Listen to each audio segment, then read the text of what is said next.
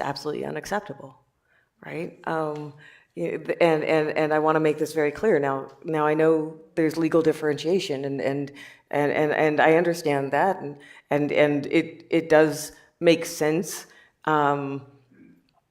And yet, the amount of violation and the lack of respect of somebody else's autonomy is very crucial.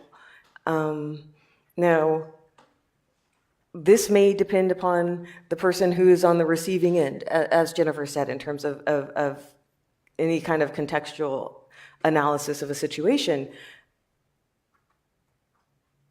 I think there's a difficulty, at least in some of the research that I've read, which is that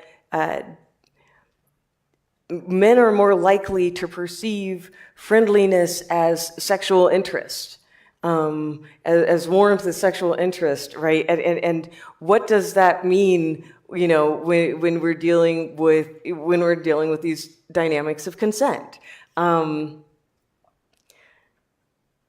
where does that lead, even in terms of whether someone's groping you versus, whether someone may actually be penetrating you.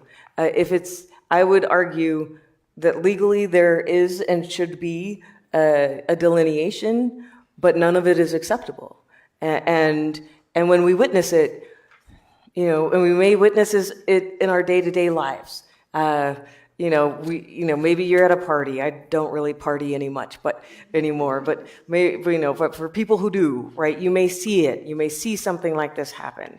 You may see someone taking advantage of somebody else who is drunk, right, and might not be unable to consent. And yet, I think as we should step in, right? That someone who isn't in the position to consent, someone who has not, deliberately invited this kind of interaction, we need to stand by them. So legal delineation, I respect it, but more importantly, I'm concerned about what we do in society and individual courage, not just institutional courage. We can all make a difference just simply by saying no. Even when when we're younger, I think from what I've seen and what I've experienced, that may seem hard for certain people. But it's okay to say no. It's okay to be the killjoy. I've been the killjoy. You just got to do it. It sounds like the distinction you're making is